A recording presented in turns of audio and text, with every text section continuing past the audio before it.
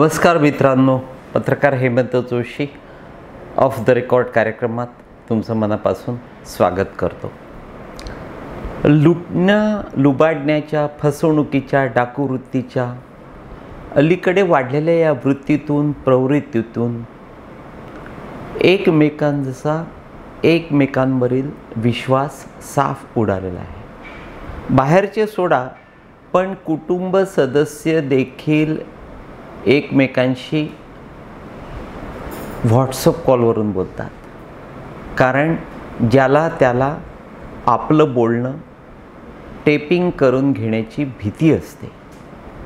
कदाचित आपलं बोलणं जर टेपिंग करून घेतलं तर त्यात आपण कायमस्वरूपी अडचणीत सापडू शकतो, संकटात येऊ शकतो. ही अलीकडे प्रत्येकाला भीती असल्यानं कुटुंबातले सदस्य देखील एकमेकांशी व्हॉट्सअप कॉलवरून बोलतात. कदाचित त्यातून अगदी फार कमी असे असतील, गरीब असे असतील की ज्यांचं आर्थिक गणित त्या कॉल्सच्या बिलावर अवलंबून असतं. बस ते तेवढे सोडल्यास इतर मात्र केवळ संशयातून आणि एकमेकांना फसवण्याच्या वृत्तीतून हे असं कायमस्वरूपी व्हॉट्सअपवरून बोलतात. किंबहुना आपण एखाद्याशी व्यवहाराचं बोलताना किंवा कुठलीही चर्चा करताना आम्हा पत्रकारांना तर सतत वेगवेगळ्या विविध विषयांवर, अगदी नाजूक विषयांवर अनेकांना भेटावं लागतं, त्यांच्याशी बोलणं करावं लागतं, बोलावं लागतं. अशा वेळी माझ्यासारख्या आक्रमक प्रवृत्तीच्या लोकांचं बोलणं तर हमखास टेपिंग करून घेतलं. पण आई शपथ सांगतो की उभ्या आयुष्यामध्ये मी मात्र ही अशी टेपिंग करण्याची किंवा अमुक एखाद्याचा फोन आला तर तो रेकॉर्ड करून घेण्याची प्रवृत्ती कधीही जोपासली नाही आणि जोपासणार नाही. ते योग्य नाही. मित्रांनो, आणखी एक महत्त्वाचा मुद्दा असा की अलीकडे त्या स्टॅम्प घोटाळ्यातल्या तेलगीवर वेब सिरीज येते आहे आणि मला आठवला तो काळ, तो भुजबळांचा काळ की ज्यावेळी तेलगी धुमाकूळ घालत होता. त्याचे जसे राजकीय नेत्यांशी सलोख्याचे संबंध होते, जवळचे संबंध होते, तो त्यांना भेटायला यायचा. साहजिकच त्याची आणि माझी अनेकदा त्या मंत्रालयामध्ये किंवा मंत्रालयाच्या बाहेर काही हॉटेल्समधनं नजरानजर व्हायची आणि त्याला माझी आक्रमक वृत्ती माहिती होती. त्यानं एक दोनदा बोलण्याच्या स्वरूपात थोडंसं गुंड प्रवृत्तीची भाषा वापरली. त्यानंतर मला आमिषही देण्याचा प्रयत्न केला. मला हसू आलं. मी त्याला एकच म्हणालो की तू तुझं चालू दे, कारण अशा लोकांची साथ संगत तुला आहे की ज्यांनी स्वतःच महाराष्ट्र विकायला काढलेला आहे. पण तुझ्यासारख्या माणसांकडून पैसे घेऊन मला श्रीमंत व्हायचं नाही, पैसे कमवायचे नाहीत. आणि आजवर या अशा पद्धतीच्या लोकांना मी कधीच थारा दिला नाही. या अशा पद्धतीच्या लोकांच्या आमिषांना कधी बळीही पडलो नाही. तेलगी प्रकरणाचा पुढे विषय किंवा पुढे एक संबंध मी तुम्हाला सांगणार आहे. परंतु तुम्हाला सांगतो की तेलगी तुरुंगात गेला, मेला, त्याचं साम्राज्य संपलं, भुजबळांचं होम गेलं, त्यातले अनेक अधिकारी बाजूला पडले. पण तरीही आजही आपल्या राज्यामध्ये डुप्लिकेट स्टॅम्प्स म्हणजे स्टॅम्प घोटाळा थोडासा कमी झाला असेल, त्यावर वचक निर्माण झाला असेल, पण तो आजही जसाच्या तसा सुरू आहे. थोडक्यात काय तर तुम्ही ज्या स्टॅम्प्सवर सह्या करता, व्यवहार करता, खरेदी विक्रीचे अनेक किंवा महत्त्वाचे डॉक्युमेंट्स तुम्ही जेव्हा त्यावर तयार करता, तेव्हा तुमचा तो स्टॅम्प असली आहे का नकली हे तुम्हाला देखील ठाऊक नसतं. कारण नकली स्टॅम्प्सचं प्रकरण आजही अजिबात संपलेलं नाही. विशेषतः त्या स्टॅम्प ड्युटी कार्यालयातले अधिकारी किंवा कर्मचारी, त्यांना जर पोलिसी खाक्या दाखवला तर ते नेमकं सत्य त्यातलं सांगू शकतील. पण तेही शक्य नाही, कारण त्या साऱ्यांचे अगदी वरपर्यंत लागेबांधे असतात. या अशा स्टॅम्प ड्युटी कार्यालयातल्या अधिकाऱ्यांनी अनेकांना विकत घेतलेलं असतं, वरपर्यंत त्यांचे हात पोचलेले असतात. त्यामुळे या पद्धतीची प्रकरणं बाहेर येत नाहीत. वाईट कृत्य, भ्रष्टाचार करण्यात, व्यसनाधीनता स्वीकारण्यात केवळ पुरुषांचीच मक्तेदारी असं नाही, तर बाहेर पडणाऱ्या, राजकारणात रमणाऱ्या, नोकरी करणाऱ्या, व्यवसाय करणाऱ्या किंवा नोकरी करताना देखील व्यसनांना, भ्रष्टाचाराला जवळ करणाऱ्या स्त्रिया देखील या समाजात मोठ्या प्रमाणात आहेत. त्यांची संख्या दिवसेंदिवस झपाट्याने वाढते आहे. तुम्ही सहजच सभोवताली नजर टाका, तुमच्या ते लक्षात येईल की भ्रष्टाचार करणाऱ्या किंवा वाममार्गाला लागणाऱ्या स्त्रिया कशा मजेत आहेत. म्हणजे ज्या स्त्रिया उत्तम आहेत, उत्तम संस्कारांनी वेढल्या आहेत, ज्यांचं जीवन सर्वांग सुंदर आहे, त्यांना भलेही त्यांच्या मृत्यूनंतर पुढला उत्तम जन्म मिळत असेल किंवा स्वर्गात जागा मिळत असेल, पण आता जिवंत असताना मात्र चांगल्या संस्कारांच्या स्त्रियांना जाच असतो, त्रास होतो. आणि ज्या स्त्रिया बदमाश आहेत, बदनाम आहेत, त्या चंगळ करतात, मजा मारतात, धमाल करतात. अगदी अलीकडे जेव्हा 2000 रुपयाच्या नोटा बंद झाल्या, तेव्हा आपल्या या मुंबईमध्ये महसूल खात्यात एक मोठ्या पदावर असलेली महिला अधिकारी आहे. आणि विशेष म्हणजे ती मराठवाड्यातल्या एका नेत्याची कीप पण आहे.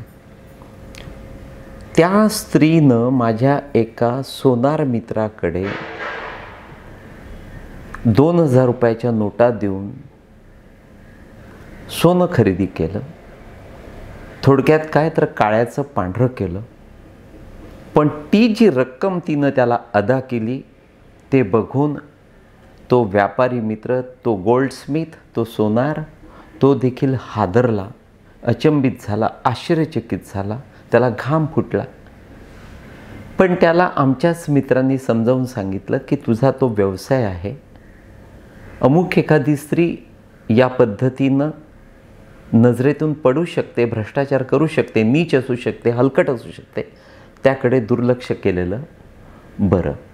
थोडक्यात काय तर आपल्या या राज्यात देखील हंस दाणे वेचतो आणि कावळ्याच्या तोंडात मोती असतो. मी जो तेलगीचा उल्लेख केला, त्या तेलगी निमित्तानं मला साहजिकच अन्न व नागरी पुरवठा मंत्री छगन भुजबळ आणि त्यांचा पुतण्या समीर ओघाओघानं आठवले. अर्थात समीर किंवा छगन भुजबळ या दोघांना देखील दोष देण्यात अर्थ नाही, कारण राजकारणातले, सरकारी नोकरीतले, दलाली करणारे, व्यापारी वृत्तीचे नेते किंवा जे सत्तेच्या सभोवताली चिटकलेले आहेत, ते सारेच भुजबळ काका पुतण्या प्रवृत्तीचे, वृत्तीचे असतात. केवळ या दोघांना दोष द्यायचा आणि इतरांकडे स्वच्छ साफ मनानं बघायचं, त्याला अजिबात अर्थ नाही. कारण मी तर अतिशय जवळून हे सारं बघत असतो, ज्यावर मला अनेक पुरावे माहिती असतात. थोडक्यात काय तर माझी भूमिका त्या नक्षलवाद्यांमध्ये एखादा जो खबरी असतो ना, पोलिसांचा खबरी, त्या पद्धतीची आहे. पण जे तो नक्षलवाद्यांमध्ये असलेला जो खबरी असतो ना, तो पोलिसांना संपूर्ण माहिती देत नाही, तो थोडीशी माहिती देतो आणि आपला स्वार्थ साधून मोकळा असतो. तो फार चतुर असतो. ती तशीच माझी भूमिका आहे. तिकडे ते नक्षलवादी आणि इकडे हे नेते किंवा राज्यकर्ते सत्तेतले, त्यांच्यातल्या साऱ्या गोष्टी मला ठाऊक असतात. पण नेमकी थोडीशी माहिती देऊन तुम्हाला मोकळा होतो. अलीकडे छगन भुजबळांच्या दबावाला बळी पडून शेवटी त्या समीर भुजबळांचं अजित पवारांनी राजकीय पुनर्वसन केलं. एकदाचं या समीर भुजबळांना मुंबई त्यांच्या राष्ट्रवादी काँग्रेसचं अध्यक्ष केलं आणि राखी जाधव, वर्षा गायकवाड, आशिष शेलार इत्यादी मान्यवरांच्या रांगेत आणून बसवलं. मित्रांनो, थोडक्यात काय तर हेच अजित पवार छगन भुजबळांच्या दबावाला बळी पडले आणि अजित पवारांनी नेहमीप्रमाणे आपल्या या पक्षात किंवा मुंबईच्या राष्ट्रवादीमध्ये पुन्हा एका नवाब मलिकचं पुनर्वसन केलं. छगन भुजबळांचं अजित पवारांना प्रत्यक्ष अप्रत्यक्ष आव्हान किंवा त्यांची अजितदादांविषयीची तक्रार, कुरबूर अजित पवारांच्या कानावर जात होती आणि अजित पवारांनी मग भुजबळांच्या नाराजीचं नेमकं कारण शोधून काढलं आणि त्यांच्या ते लक्षात आलं की